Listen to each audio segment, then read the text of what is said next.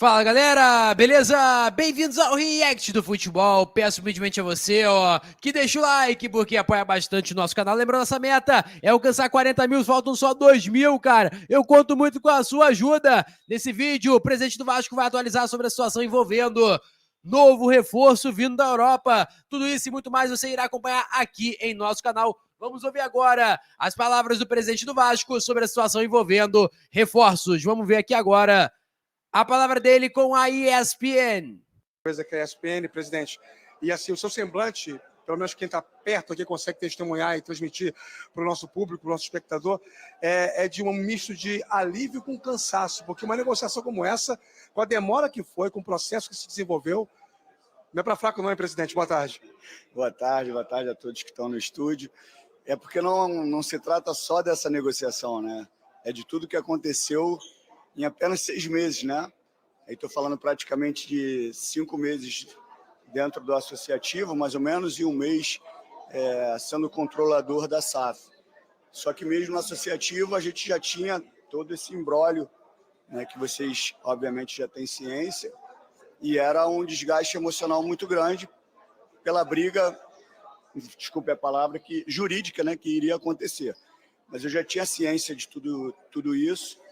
Só que quando acontece, obviamente, o desgaste é muito forte, porque a gente sabe que a gente está mexendo com uma estrutura institucional, e por mais que eu tivesse ciência de tudo, de todo o conteúdo que eu tinha em mãos, e a segurança que eu tinha de estar fazendo o que era o certo, o que era o bem para o Vasco, eu acho que hoje não tem nenhuma dúvida sobre isso, mas as pessoas, obviamente, por um histórico do clube, de muitas brigas, de muitas bravatas, de muitas coisas que não são verdadeiras, era normal que as pessoas tivessem receio. Ainda tem muito oportunismo político no clube?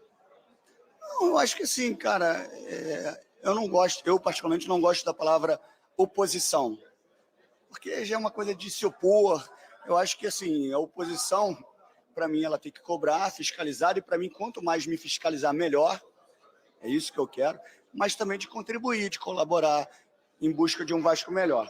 Com relação à contratação do Coutinho, ela foi muito desgastante porque, obviamente, ele estava se desvinculando do clube do Catar e também tinha que se desvincular por um período do Aston Villa, então eram 2 processos diferentes que demoram, e também, paralelo a isso, a nossa negociação com ele.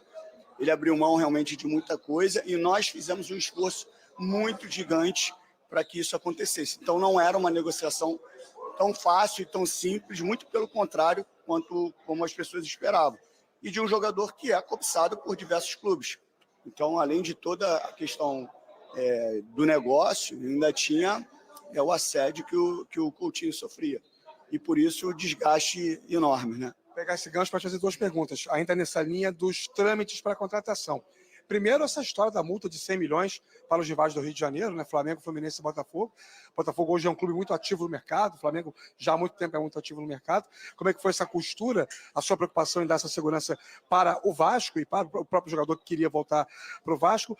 E se tem algum gatilho ao final desse contrato, em junho de 2025, que permita ao Vasco uma prioridade ou alguma coisa nesse sentido para a manutenção do Coutinho mais 1 ou 2 temporadas? A gente conversou bastante. A questão da multa é óbvio, né, pela importância do Coutinho, e a gente sabe que o retorno dele para o Vasco, a resposta técnica, a gente acredita muito que ela vai acontecer num nível altíssimo, a possibilidade de um retorno à seleção brasileira. Então a segurança do gatilho é por isso. A questão, desculpa perguntar. Tá, quando terminar esse contrato em junho do ano que vem. Então, a gente ficou alinhado só para 1 ano de empréstimo, para a gente não demorar mais com uma nova negociação para uma outra oportunidade, que é o interesse que a gente tem, obviamente, de ter o Coutinho aqui, em definitivo, por muito mais tempo. Mas isso vai depender muito do que vai acontecer nesse ano, de como a gente termina esse ano, que eu digo a temporada dele, no tempo de contrato, que é de 1 ano. Para que a gente possa, aí, nesse período, começar, né, ou reiniciar uma nova negociação com a Aston Villa. Esse é o nosso desejo, mas eu acho que é um período aí, tanto de avaliação para o Coutinho, para sentir aqui o que está se tornando o Vasco, o que a gente deseja para o Vasco, e ganhar tempo para também criar e gerar receita para uma possível negociação com a Aston Villa em definitivo. Eu não posso deixar de aproveitar a oportunidade, né? O Vinícius está me olhando ali, mas o Vinícius é parceiro, é fechamento. Não, pode perguntar. Eu estou com moral porque eu cheguei aqui hoje na sede náutica do Vasco, viu, Glaucia, Renato e Donan. E o Pedrinho veio me parabenizar pelo embate que eu tive com o Abel Neto no F360 e que eu defendi o fim do saudosismo gratuito na seleção brasileira. Saudosismo leva a nada, né, Pedrinho? Não, pô. Ela é muito legal a gente manter a história viva.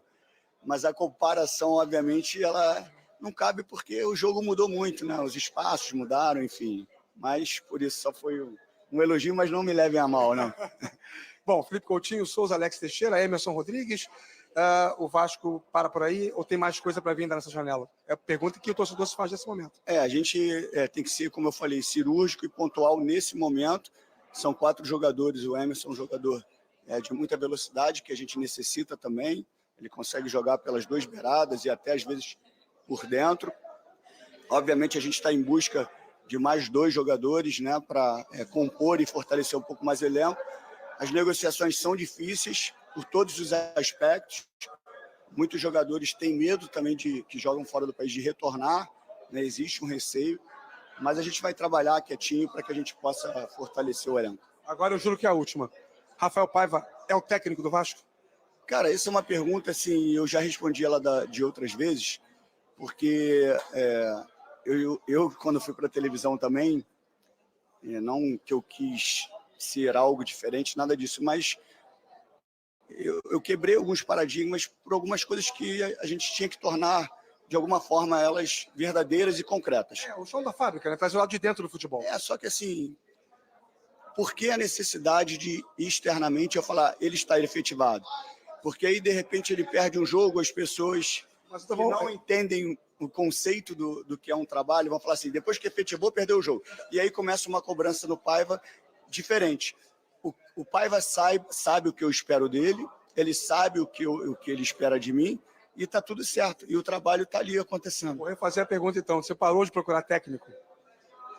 A gente procura jogador técnico o ano inteiro. Não procura diretamente com contato, mas a gente observa o cenário o tempo inteiro, porque qualquer coisa que aconteça no mercado, a gente tem que ter minimamente mapeado para a gente saber onde a gente vai atacar. Mas o Paiva está respondendo de uma forma espetacular, né? A mudança de comportamento da equipe impressiona, e eu estou muito feliz com o trabalho do Paiva, não tem o que questionar, acho que é visível o comportamento da equipe, não só técnico, mas comportamento mesmo de competir, né, dentro dos jogos. Não tem muito tempo, presidente, eu falei aqui na ESPN, falei ontem no Linha de Passe, que estava precisando de mais Vasco no Vasco, e é notório que a sua gestão está tendo todo esse cuidado. Só detalhes sobre isso, assim, quando eu falei que a gente precisava de essência, de vascainidade, não quer dizer que o clube se tornaria associativo.